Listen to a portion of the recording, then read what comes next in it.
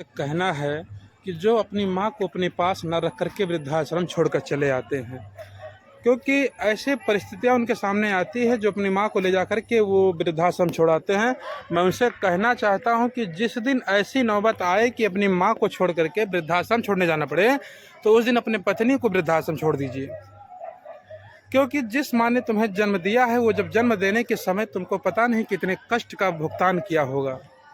तुमको सूखे में सुला करके खुद गीले में सोई होगी, तुमको बारिश से बचा करके खुद बारिश में भीगी होगी, तुमको गर्मी से बचा करके खुद गर्मी सही होगी, तुमको धूप से बचा करके खुद धूप को सही होगी। ऐसी माँ को तुम अपने वृद्धाश्रम छोड़ कर आते हो, ये अच्छी बात नहीं है।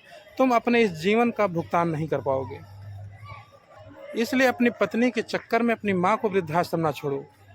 क्योंकि अगर माँ को वृद्धाश्रम छोड़ोगे तो माँ के आशीर्वाद और माँ के श्राप दोनों ही संसार में मनुष्य को जीने नहीं देता है।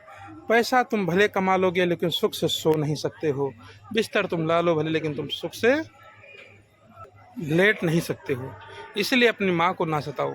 मैं भी लगातार देख रहा था अनिरुद्धाचार्य जी का वीडियो, लगातार वहाँ पर लोग अपनी माँ को लेकर के वृद्धाश्रम छोड़ने आते हैं। ऐसे ना करें, क्योंकि वो माँ जिसने तुमको पालने के लिए कितने सपने देखे होंगे, कितने सपने को तोड़ करके तुमको बड़ा किया होगा कि हमारा बेटा बड़ा होकर के मुझे मेरी बुढ़ापे में सहारा बनेगा। ऐसे ऐसे में अपनी पत्नी के लिए अपनी माँ को तुम वृद्धाश्रम छोड़ देते हो लगातार, ये तुम्हारे लिए गलत है। नहीं, तुम इसका भुगतान नहीं कर पाओगे। और सच बात यह है कि तुम्हारा बेटा जो होगा वो तुम्हें भी वृद्धाश्रम छोड़ के आएगा, क्योंकि माँ का दिया हुआ श्राप कभी खाली नहीं जाता है।